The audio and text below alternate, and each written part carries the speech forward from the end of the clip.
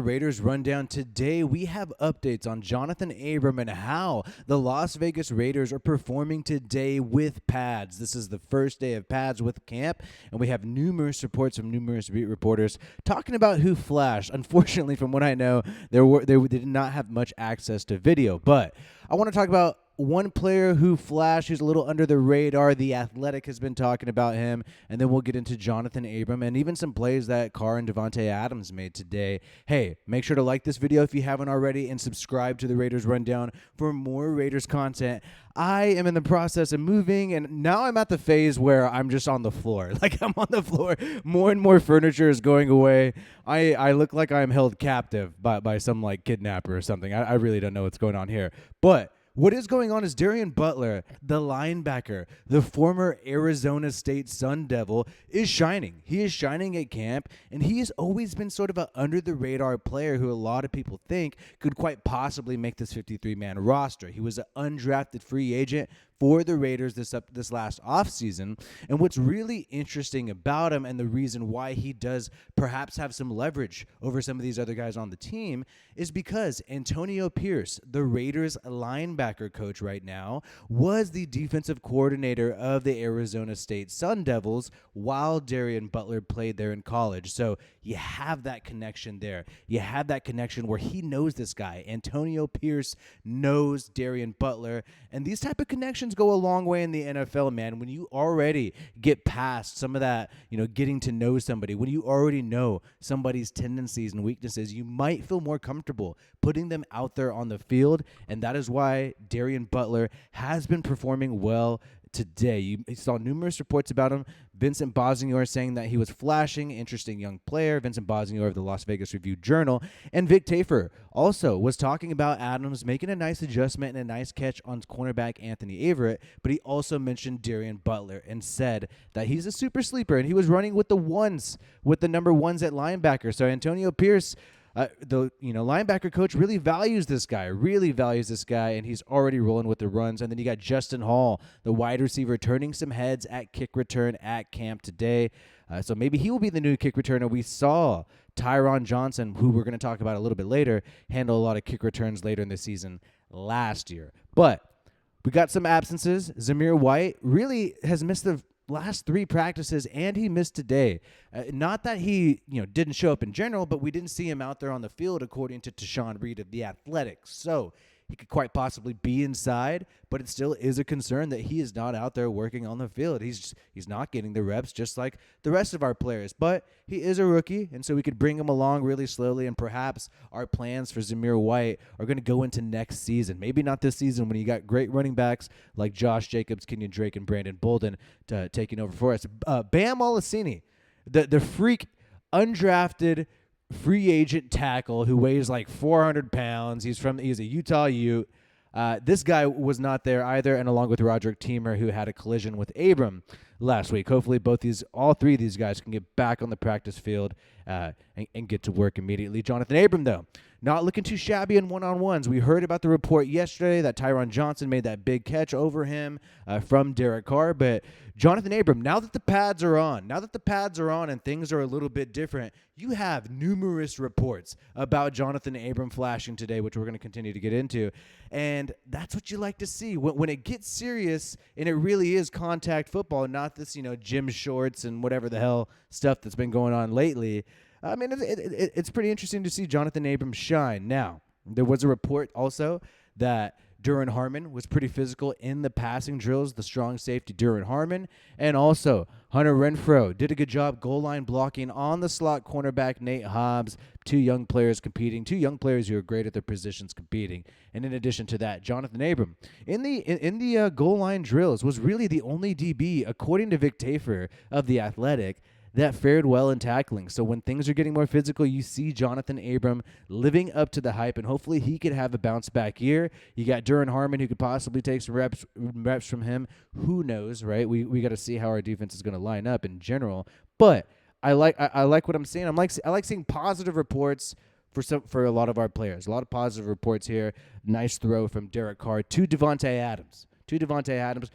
Probably don't have video of this. You see people begging for video footage. I think they're not allowed to film the 11-on-11s. For sure, I know they're not allowed to film the 11-on-11s right now. So you're still just going to see them doing some drills, right? But we like seeing the 11-on-11s because it's the closest we get to basically preseason football. It's basically preseason football. But a big report, and we have some more reports coming later. In this, we're going to talk a little bit more about Tyron Johnson and things of that nature. Hey, make sure you follow me on Twitter. I'm there at RealWiFiWillie. I'm also on Instagram at WiFiWillie. And if you want to save $20 on tickets, use this promo code WiFiWillie at SeatGeek. SeatGeek, promo code WiFiWillie. Save $20 on tickets. It's a great deal. Now, Clelin Ferrell left practice early due to an undisclosed injury. I've been saying this from what I know, from what I've heard from, I believe The Athletic was reporting this, somebody like that. But this has been, in talks among the NFL once the PUP list started going for several teams. People started wondering, hey, how come we're not getting specifics on the type of injury?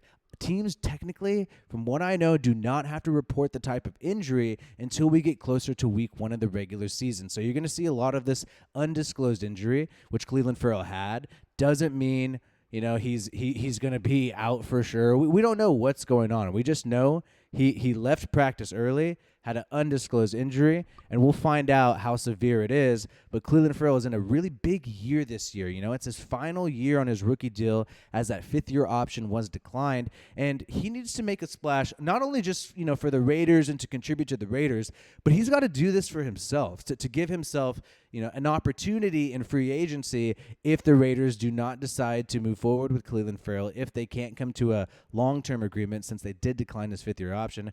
It's a big year for the, number 1 fourth overall pick in 2019, who has, struggled in some ways, but also excelled in others. And perhaps Patrick Graham, the defensive coordinator of the Raiders, could be the guy to get the most out of Clelin Ferrell. And Johnathan Abram shining as well, making a pass breakup on Foster Moreau. You see Abram doing well tackling, making plays here as well.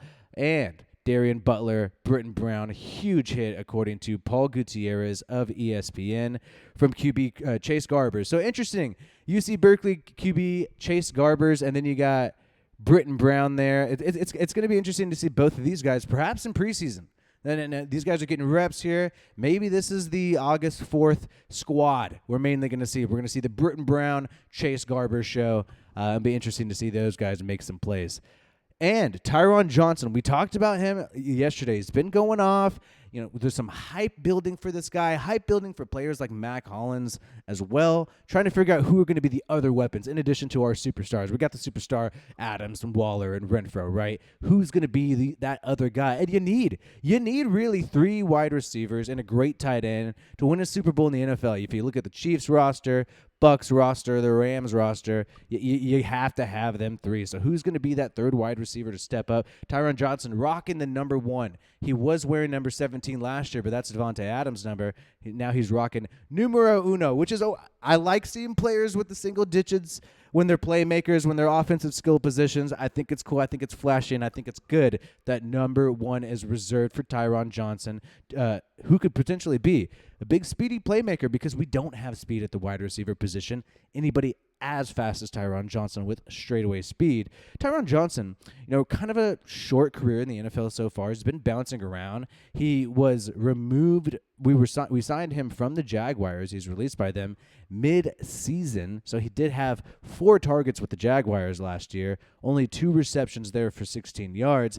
Didn't have any targets with the Raiders. Only had a kick return. If you look online, 0 targets, according to PFF, with the Raiders last year. And with the Chargers, he obviously had a lot more playing time in that 2020 season, 20 receptions, 398 yards. So we'll see what he could do if he can make some big plays. Perhaps he'll get some reps in preseason. Hopefully Chase Garbers and Jarrett Stidham can get in the ball. Trayvon Mullen and Darren Waller going against each other. That would be great to see. That's a matchup I want to say. I want to know. I want to know who's winning and losing in that matchup. That's if Trayvon Merring can cover Darren Waller. I mean, how much does that prove, right? And that's what's so cool about this team and so cool about having great offensive weapons is it makes the defense better because you have to go against Darren Waller every day in practice. So you're going to be prepared for somebody like Kelsey. You're going to be prepared for somebody like that when you're going against Darren Waller every single day in practice. And also, Jesse Merrick had some news. He's a local Las Vegas News 3 guy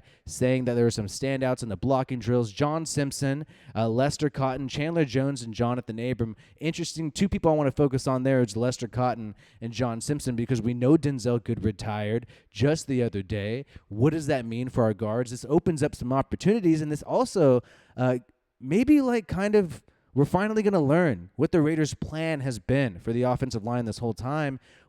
We really assumed Denzel Good was going to be in the mix, and they would not, I believe, have the situation where he retires abruptly if they did not have a backup plan and knew this was coming. I believe the Raiders probably knew this could possibly happen with Denzel Good. That makes sense that he restructured his contract and basically took less money this year. Maybe he was already planning to retire for some time. Who knows, right? Who knows? But it makes a little bit of sense that they would know this is coming.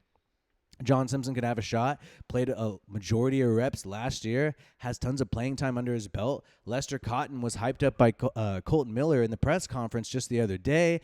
This guy has been shining, but it's never really started games for the Las Vegas Raiders. So, I mean, he might be a little more risky, but is he going to be any less risky than somebody like Dylan Parham, who could get in the mix for the guards? Keep in mind, Dave Ziegler, after the draft, in the press conference, what did he say? He said that they train their centers and guards the same way. According to their scheme, they're interchangeable. So technically, the centers and guards all compete amongst each other. So Dylan Parham does have a shot at right guard or left guard if he can beat out either two of these guys. But I think it really does come down to these three, Simpson, Cotton, and Parham. But maybe Illuminar could come in the mix somehow. We know that he played tackle with the Patriots, switched to guard with the Raiders. Obviously, he was with Brasillo and McDaniels when he was with the Patriots. So maybe he's a tackle. And Brandon Parker, also, let me just add, seems very confident. Seems like he sees himself as a leader on the team. I think the Raiders might be really comfortable with Brandon Parker. He seemed like a very confident guy in the press conference just the other day. Says he tries to lead by example. Talks about getting rid of social media, blocking out the hate on Twitter because that's always going to mess with your head and whatnot. So maybe he's in the mix as well. And then that creates a situation where if the staff really likes Brandon Parker or feels comfortable with him at right tackle, then you slide Leatherwood to guard. However, we've seen Parker and Leatherwood changing reps, interchanging first-team reps at right tackle. So that would be maybe surprising, but is it impossible? I mean, you want to have the best linemen no matter what, and you want to have versatile guys who could play anywhere. So it is a possibility. It is a possibility. And really, when you look at our offense, what is the most unproven is the offensive line. That's something that just straight up has to get better, or else none of these offensive skill positions really matter. If Derek Carr has no time to throw, he's not going to be able to get the ball to Devontae Adams, Waller, and Hunter Renfrow. It's really just as simple as that. Hey, like this video if you haven't already, and subscribe to the Raiders Rundown. I'm going to head out and go get married right now, so I hope you guys have a good one. Peace out, and I'll see you on the next one.